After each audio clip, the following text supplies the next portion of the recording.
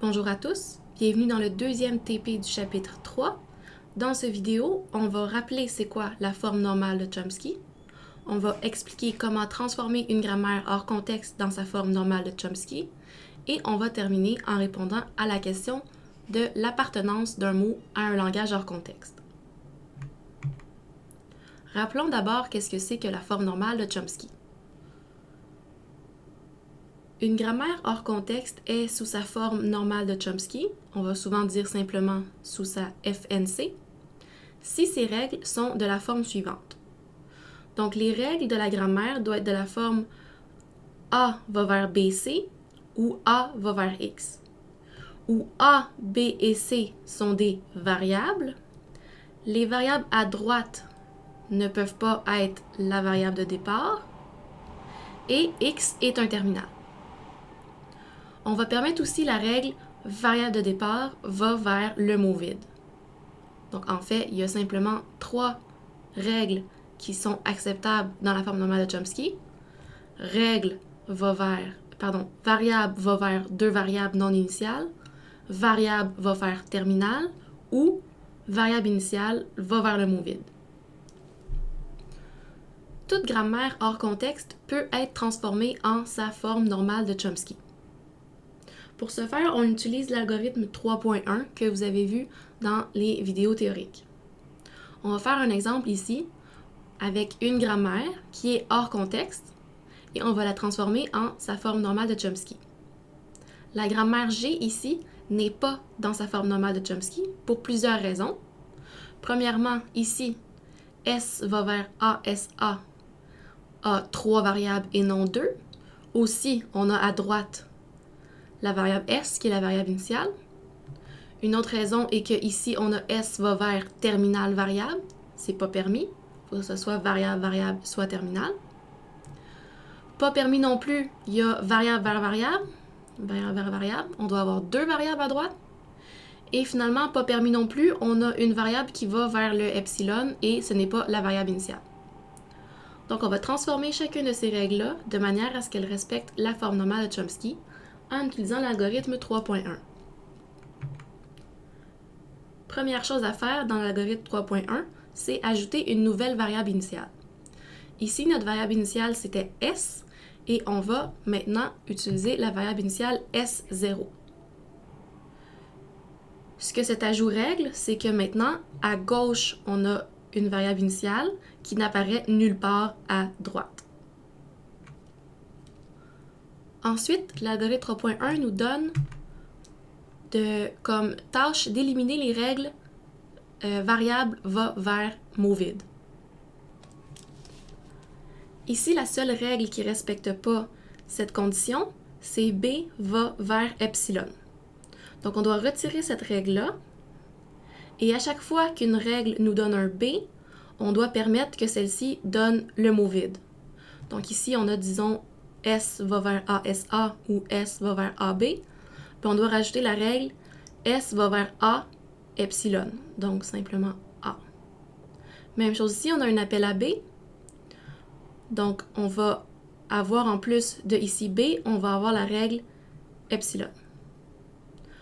Accidentellement, on vient de se rajouter une règle à laquelle on n'a pas le droit. On n'a pas le droit d'avoir A va vers epsilon. Donc on va faire le même processus, mais pour A.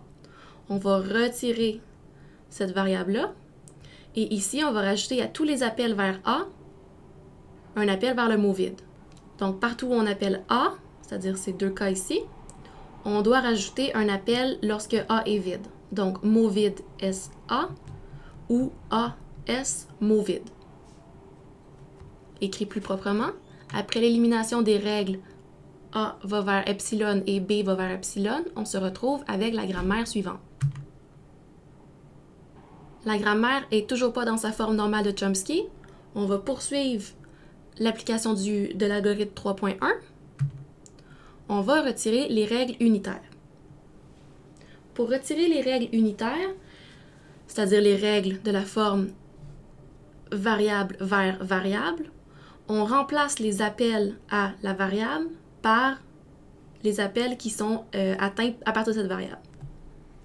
Donc ici, à place d'avoir A va vers B, je vais avoir A va vers petit b. Et A va vers, à la place d'avoir S, je vais avoir A, S, A, B, petit a, S, A et A, S. C'est-à-dire toutes les règles que je pouvais atteindre à partir de S. Il me reste un appel unitaire. S0 va vers S. Je remplace ici le S par toutes les règles qui partent de S. Donc A, S, A, B, A, S, A et A, S. Plus proprement, j'obtiens les règles suivantes. Il me reste à éliminer les règles qui ont de plus de 2 symboles. On a 3 cas ici où on a une règle qui va vers 3 variables. On a ASA, ASA et ASA qu'on doit éliminer un à la fois. La manière qu'on fait, c'est qu'on élimine la règle, on rajoute une variable que je vais appeler S01 et S01 va aller vers les 2 derniers symboles, donc va aller vers SA. Et le premier symbole, je vais simplement rajouter ici AS01. Donc, vous voyez, plutôt que d'avoir ASA, j'ai AS01 qui, lui, va être remplacé par SA.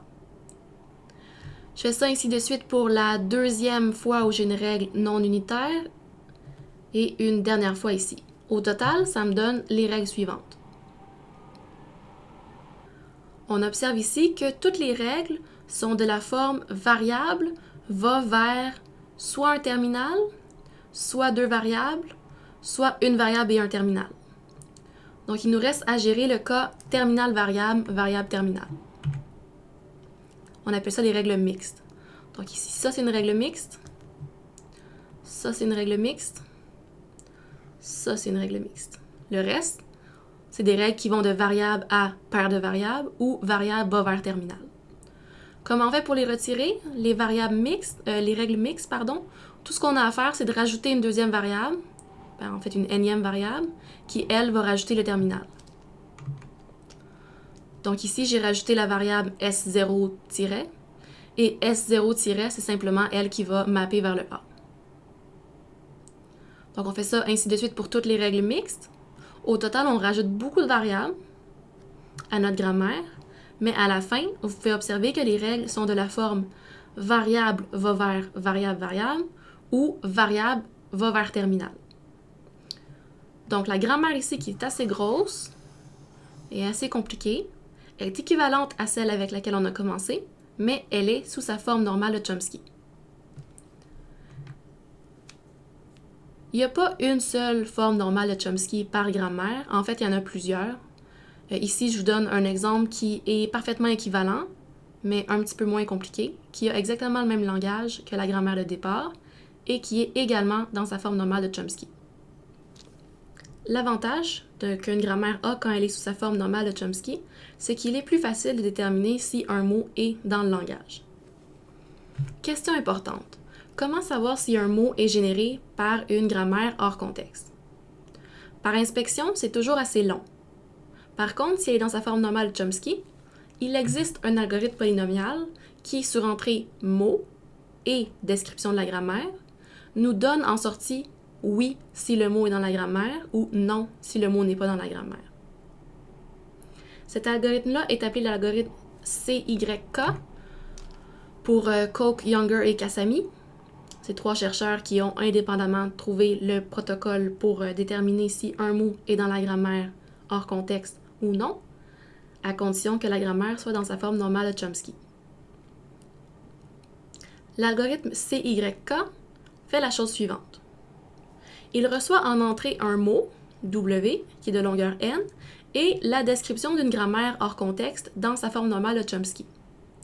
Ce que l'algorithme fait, c'est qu'il va bâtir un tableau à 2 dimensions, longueur du mot par longueur du mot, et chacune des cases du tableau va contenir l'ensemble des variables qui permettent de générer le sous-mot de longueur i qui commence à l'indice j dans le mot W.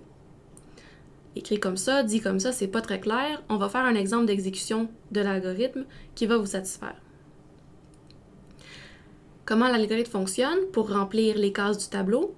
C'est qu'il va parcourir tous les sous-mots de W Et il va essayer de déterminer si le mot peut être subdivisé en deux parties qui peuvent être générées par les règles de la forme variable va vers variable variable. C'est là ici que le fait que la grammaire soit sous sa forme normale de Chomsky aide. C'est très facile de déterminer si deux sous-mots peuvent être générés à partir d'une paire de variables comme ça.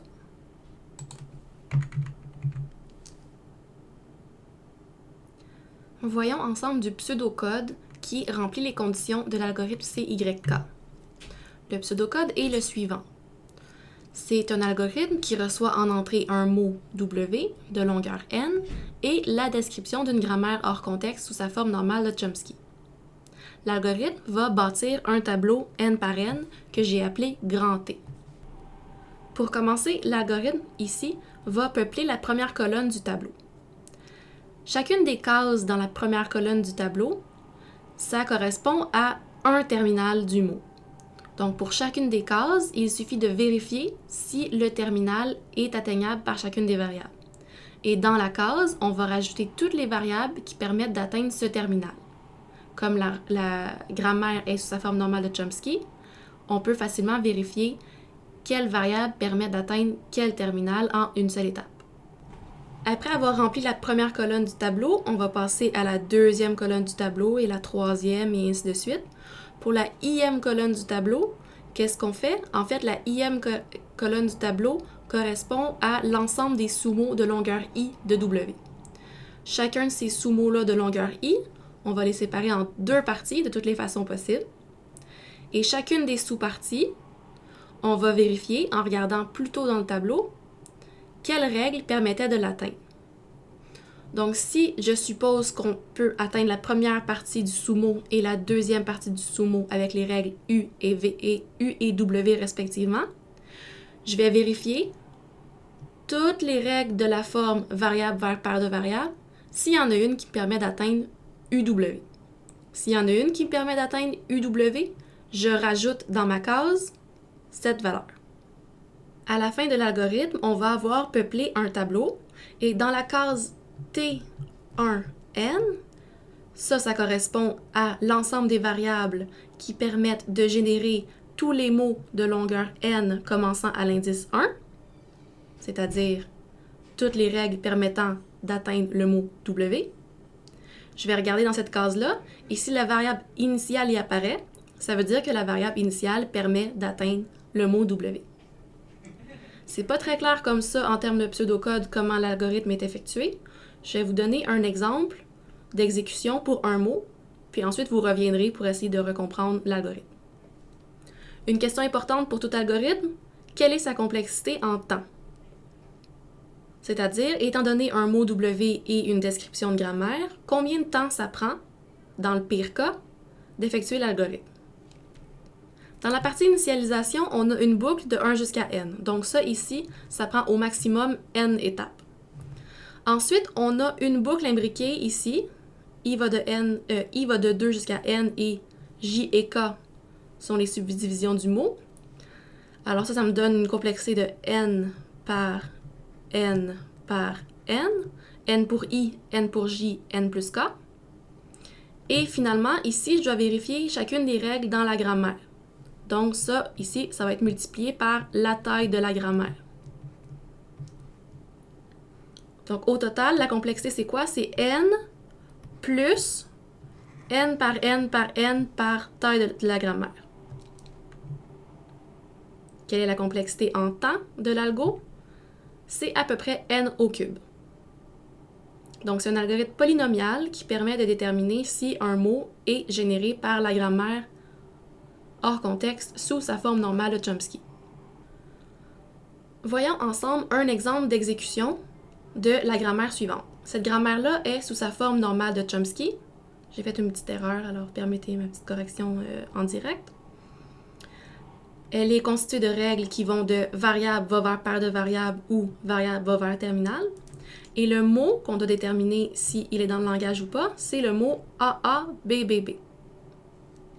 Donc, l'algorithme CYK, il va commencer par bâtir un tableau n par n. Au départ, le tableau est vide.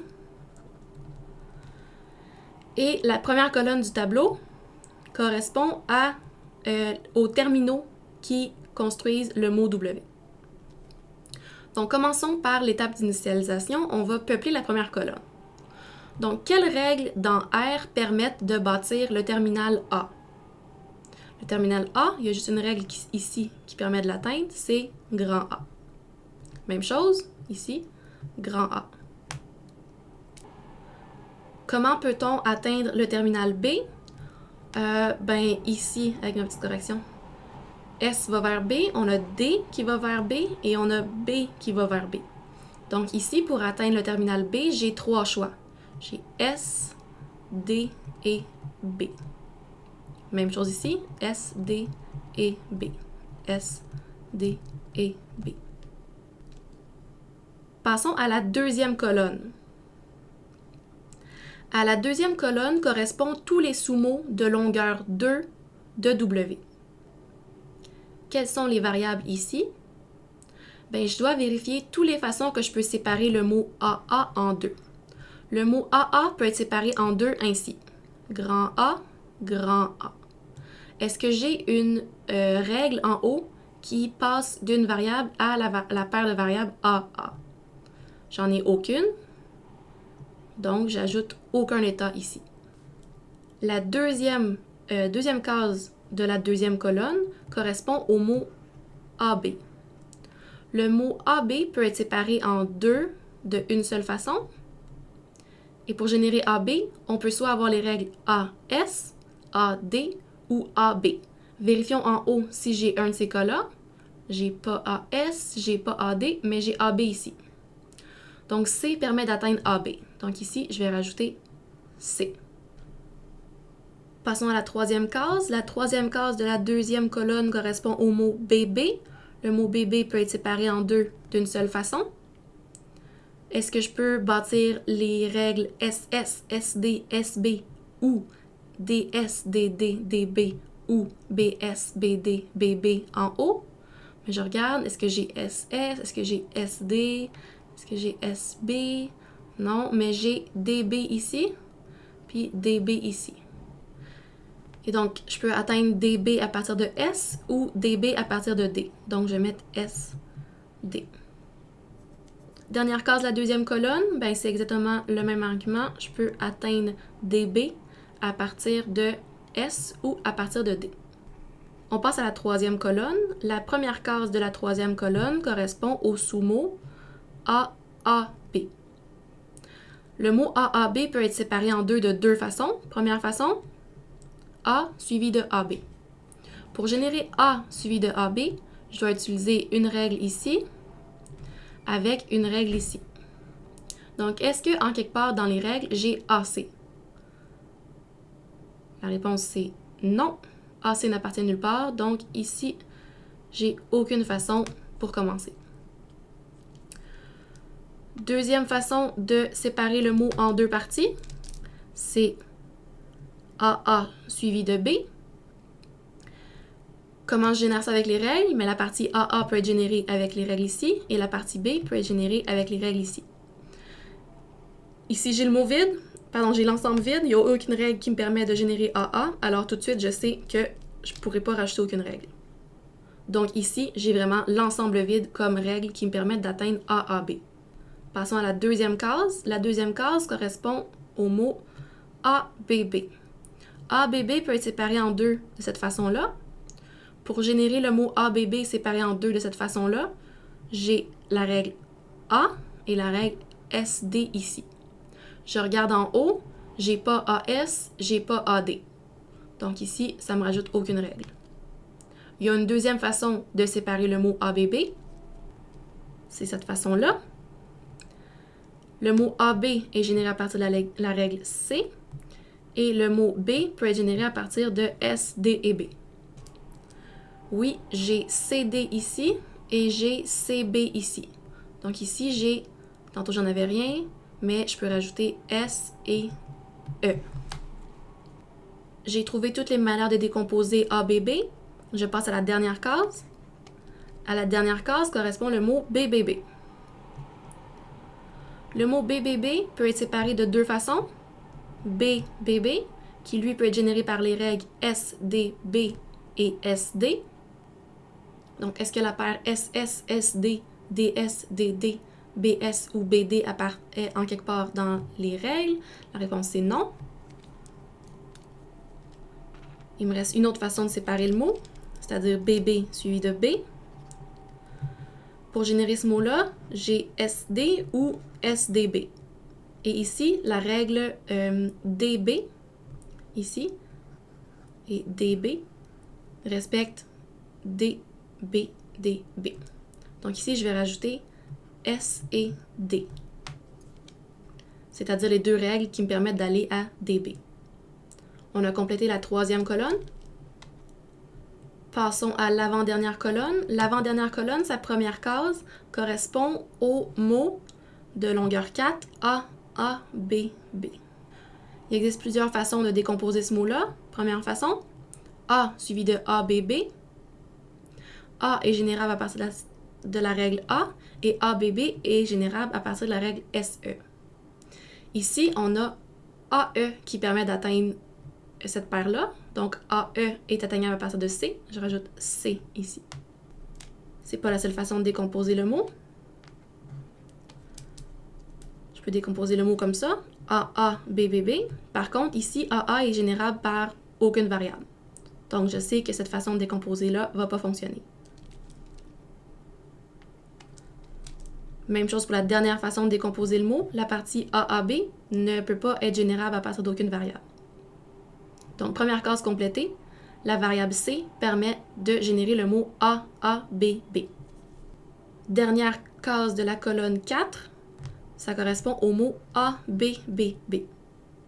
Le mot ABBB peut être séparé de plusieurs façons différentes. Première façon, A suivi de BBB. A est générable à partir de grand A et BBB est générable à partir de SD. J'ai aucune variable en haut qui va vers AS ou AD, alors je rajoute aucune variable ici. C'est pas la seule façon de décomposer le mot, alors on continue. ABBB, je peux le décomposer en faisant CSD.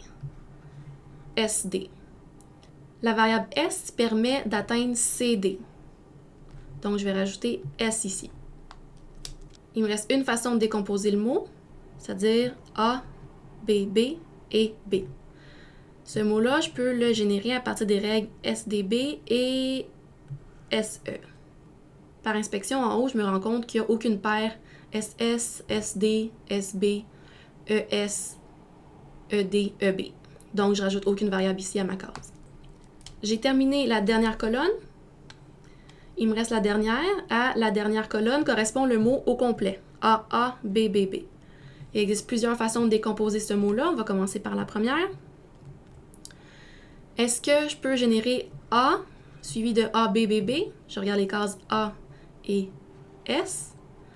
Est-ce que AS apparaît en quelque part dans les règles? Non, j'ajoute aucune règle. Les deux prochaines décompositions demanderaient ici une variable vide, donc je sais que cette décomposition-là ne va pas marcher. Celle-là non plus. Je vais passer à la dernière. Je regarde comment je peux générer le mot AABB et le mot B. Pour faire ça, je dois avoir les variables SDB et en commençant par la variable C. Je regarde ici CD. Ici, je l'atteins à partir de la variable S. Et CB, ici, je l'atteins à partir de la variable E. J'ai fait la liste de toutes les manières que je pouvais couper le mot AABBB en deux parties. Donc, il ne me reste plus rien pour peupler la dernière case. J'ai fini de peupler mon tableau. Qu'est-ce que j'observe? J'observe qu'en haut à droite, ici, j'ai la variable S qui apparaît. Donc, ça veut dire que S permet de générer, à partir de plusieurs étapes, le mot AABBB, c'est-à-dire W. Comme S permet de générer W, j'ai que W appartient à L de G. Plus proprement, je vous ai refait le tableau ici, avec seulement les variables qui sont essentielles. Donc, on a appliqué l'algorithme CYK pour déterminer si le mot W, AABBB, était généré par les règles de la grammaire G. Et la réponse, c'est oui. Une question intéressante serait de se poser qu'est-ce que c'est que la grammaire G, quelle sorte de langage elle a. En fait, si vous pensez un petit peu par vous-même, vous allez pouvoir observer que le langage de la grammaire G est constitué des mots qui contiennent plus de B que de A. Donc, je vous invite à relire le pseudocode pour le comprendre par vous-même après avoir vu une exécution, et ensuite de déterminer comment vous prouveriez, vous, que le langage de G est constitué des mots qui contiennent plus de B que de A. Je vais terminer la démonstration ici. On a vu comment transformer une grammaire hors contexte de manière à ce qu'elle soit sous sa forme normale de Chomsky. Et à partir d'une grammaire sous sa forme normale de Chomsky, on a donné un algorithme qui permet de répondre à la question « Est-ce qu'un mot est dans le langage de la grammaire ?»